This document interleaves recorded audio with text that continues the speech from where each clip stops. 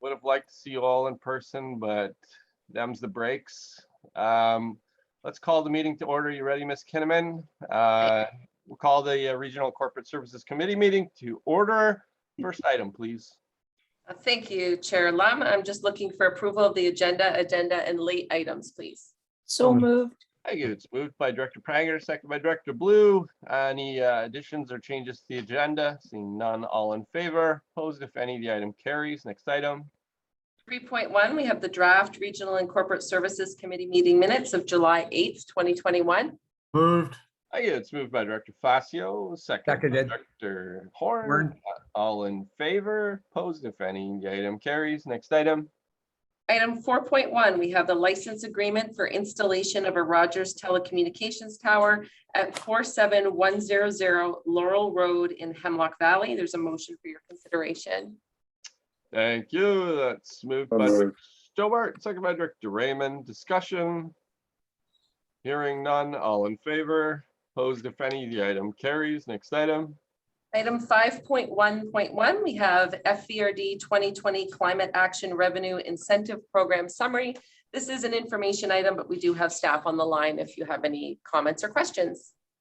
Great. Any questions on this item? Expect it to be a pretty hot topic at the UBCM.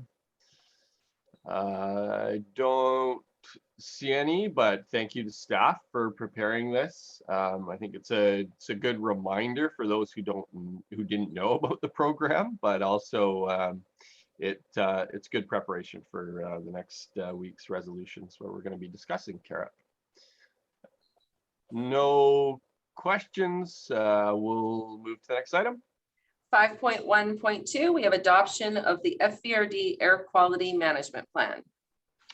Thank you. It's moved by Director Facio, seconded by Director Popov. Any discussion?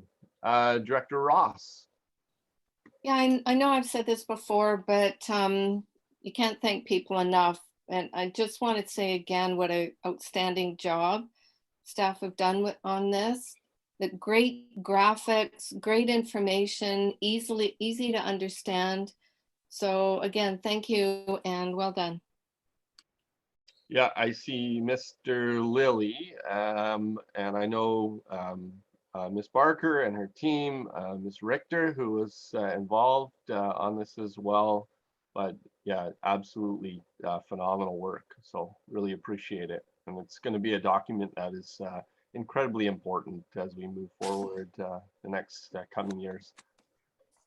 Any questions? Seeing none, I'll call the question. All in favor? Opposed, if any, the item carries. Next item. Item 5.2.1, we have consultation on BC's Declaration on the Rights of the Indigenous Peoples Act Draft Action Plan. There is a motion for your consideration, and I do see Jess Morrison is on the line as well if you have any comments or questions. Fantastic. Let's get a mover and a seconder. It's moved by Director Horn, seconded by Director Popov. And any discussion or questions? Don't. Engar. Oh, go ahead, Director Engar. Just a thought. Yeah, I wasn't aware that the province had asked for feedback, and I'm glad to see that staff, or however we became proactive on some questions there, I think are important. So I did read it through briefly yesterday, and seems odd to me, even the website currently now does not, the provincial website does not, it's not specifically asking for feedback from regional district. Through the chair, if I may, to Director Engar. Yes, this did come as quite a surprise to us and to staff. I did reach out to my fellow regional district CAOs, and they were all quite surprised by it as well. The original deadline, I believe in the report, it was within like a 4-week window. And I suspect that the original intention was really just seeking feedback from Indigenous communities alone.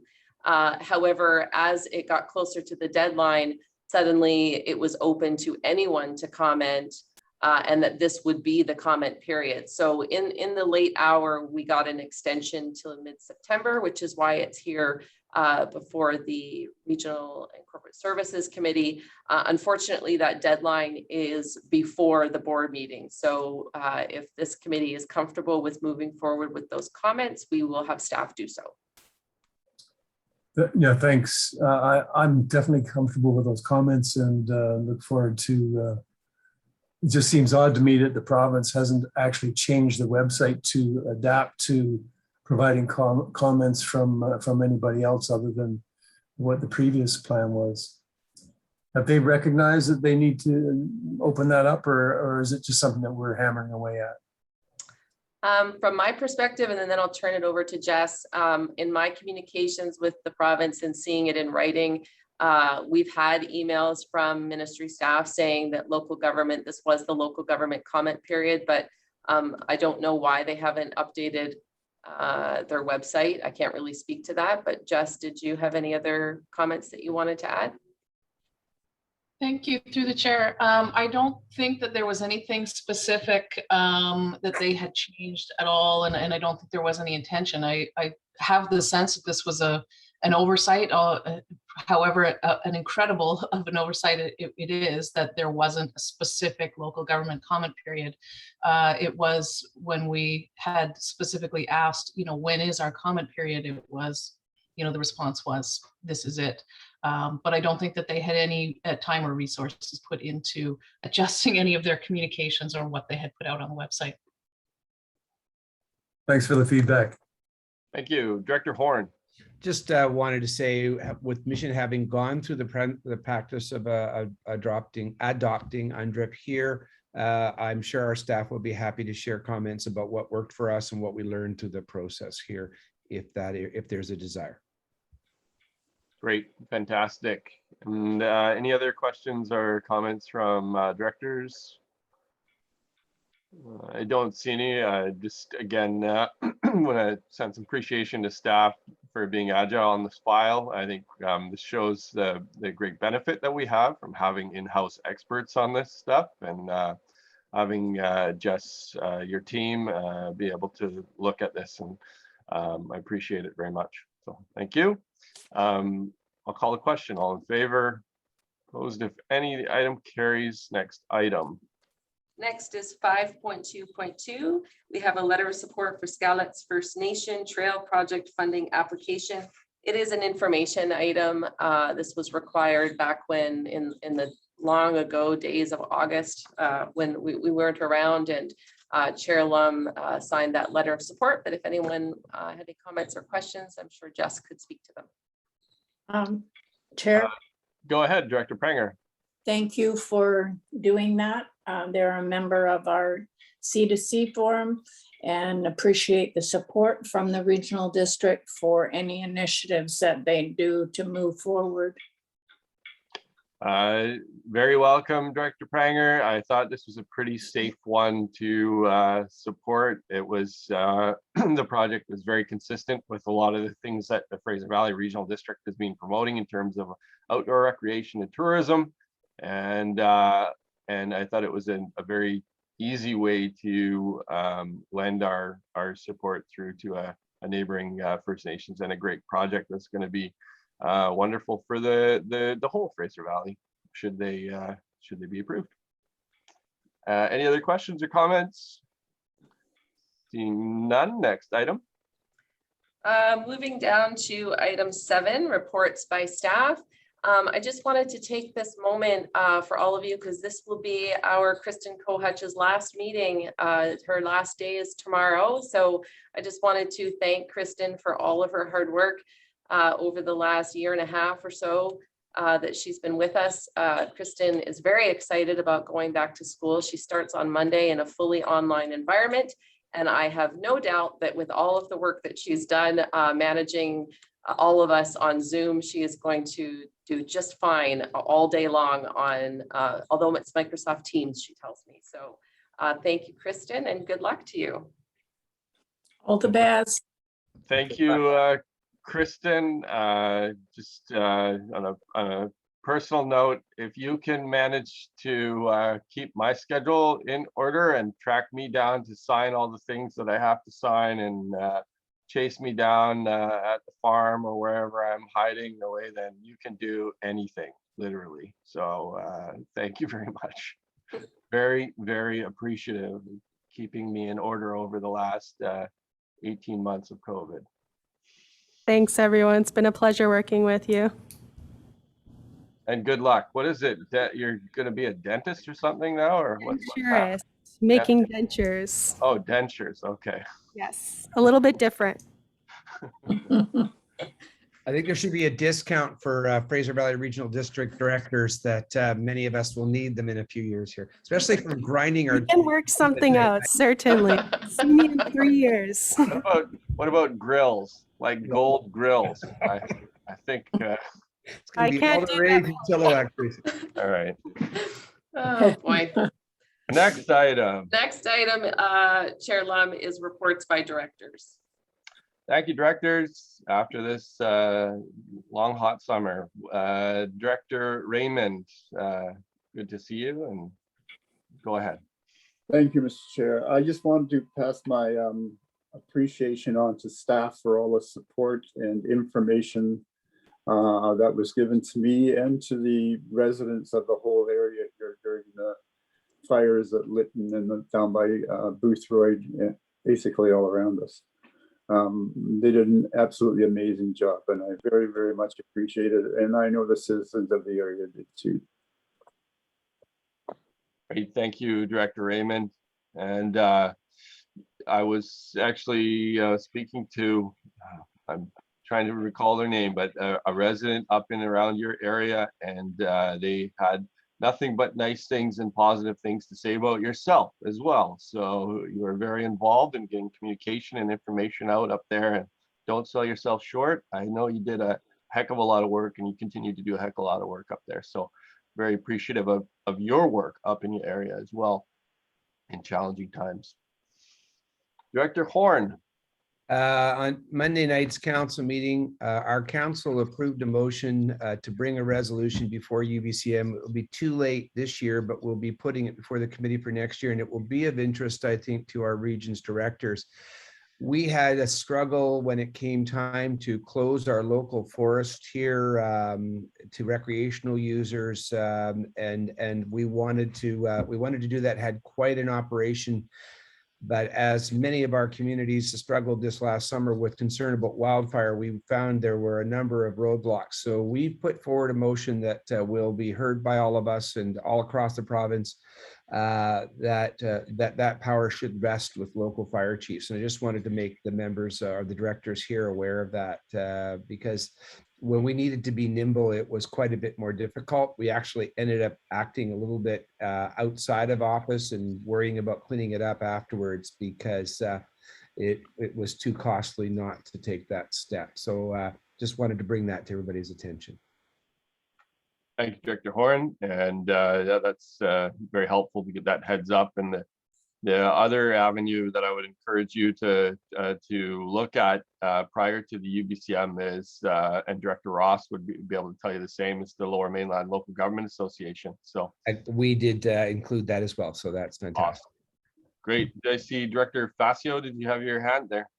Yes, thank you, Chairman. Just wanted to thank the staff for the quick response they did to closing these sector lands when the extreme fire hazard was on, and also for the updates to the Long Island fire as well. So thank you very much. Thank you, Director Facio. I didn't get a final update on Long Island fire or the situation, but I understand there was at least one small structure lost, a small cabin, but I also know that there was a number of cabins that through the cooperation of Mother Nature, the winds shifted right at the very last minute and blew the fire the opposite direction from a couple of the cabins, and they were saved. So, but I can't believe I actually saw some pictures from Long Island the other day. I couldn't believe the amount of damage that was done there, and some nice big old cedars that are in there that are unfortunately did not survive. So that's a very hit pretty darn close to home. So appreciate the residents and some of the help from our staff and BC Wildfire, of course, on that difficult fire. Any other directors? Director Engar, go ahead. Thank you, Chair.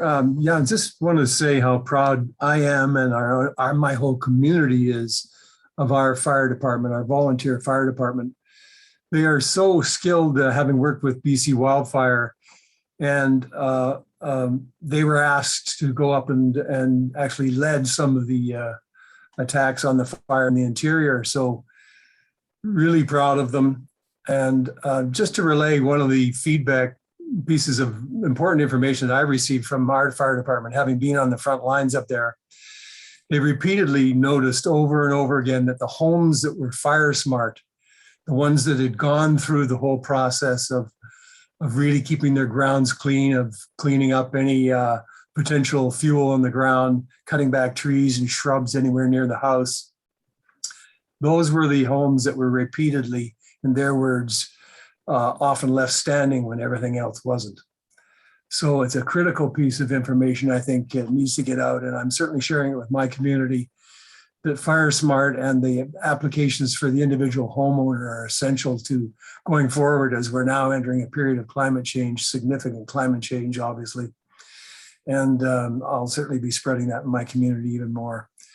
Thanks, just that little bit of information. Thank you, Director Engar. And I know some of the teams from the FPRD, they were the first strike teams that were sent up into the fire zones. And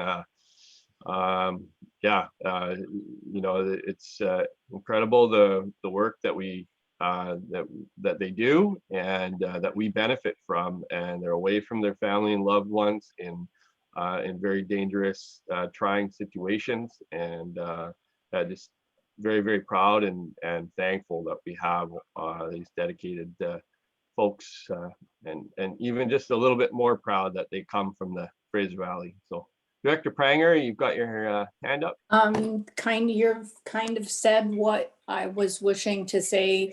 Our fire department sent up firemen to Lytton and Spencer's Bridge, and later on to Logan Lake. We really appreciate the time and effort these men and women put out away from their families, and they're our heroes. Thank you.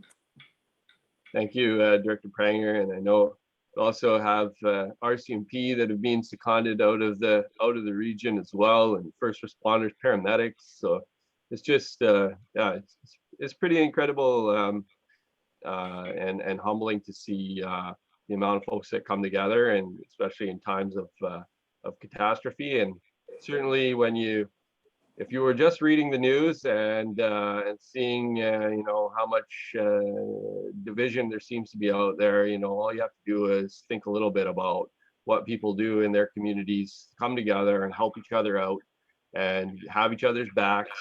And I think you know, it's not all bad news all the time. There's a lot of good in the world and a lot of people who want to help each other out, and tremendous power in community. Any other directors? I don't see any, so we'll move to the next item. So the next item would be public question period for items relevant to the agenda, and has been our practice. We've encouraged members of the public to submit questions via email before 1 p.m. on September the 8th. As you can see on your screens, we also have the boardroom open today for any members of the public that wanted to join us in person. Of course, following all of the provincial health order guidelines, and would have had to have been masked. I'll just turn things over to Ms. Van Ness and see if we have anybody in the boardroom at present. Good morning. So joining you from the boardroom, and we currently do not have any members of the public in person. We have not received any email questions. I do have one member of the public that has joined us online. If this member of the public wishes to ask a question that is relevant to the agenda, they can hit the raise hand function and unmute themselves. Maybe we'll just give the member of public a moment here.